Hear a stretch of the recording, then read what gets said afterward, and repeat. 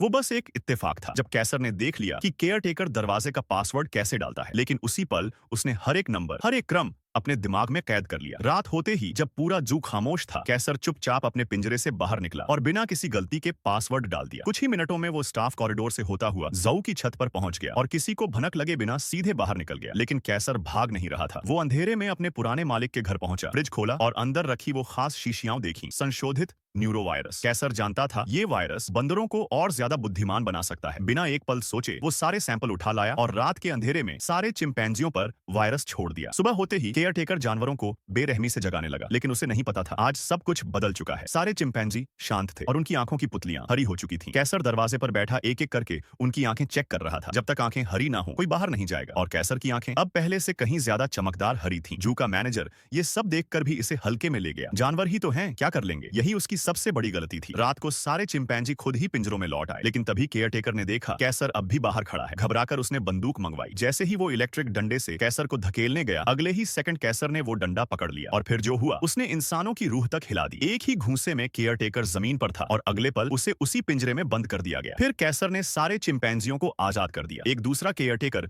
गलती से अंदर आ गया और भागने का मौका तक नहीं मिला। चिंपैंजियों ने उसे सीढ़ियों से घसीट लिया। कैसर ने उसकी जान तो बचा ली, लेकिन उसे भी पिंजरे में डाल दिया। तभी एक सन की केयरटेकर ने हमला किया, लेकिन कैसर ने हाई प्रेशर पानी से उसी की इलेक्ट्रिक डंडे को उल्टा उसके ऊपर कर दिया। एक पल में वो मर चुका था। कैसर समझ चुका था अगर इंसानों को सच पता चला तो सब फिर से प्रयोगशाला की लाश बन जाएंगे। और तभी उसने आखिरी फैसला लिया। उसकी अगुवाई में सारे चिंपैंजियों ने जू का कांच का गुंबद तोड़ दिया और बिना रुके सीधे शहर की तरफ दौड़ पड़े।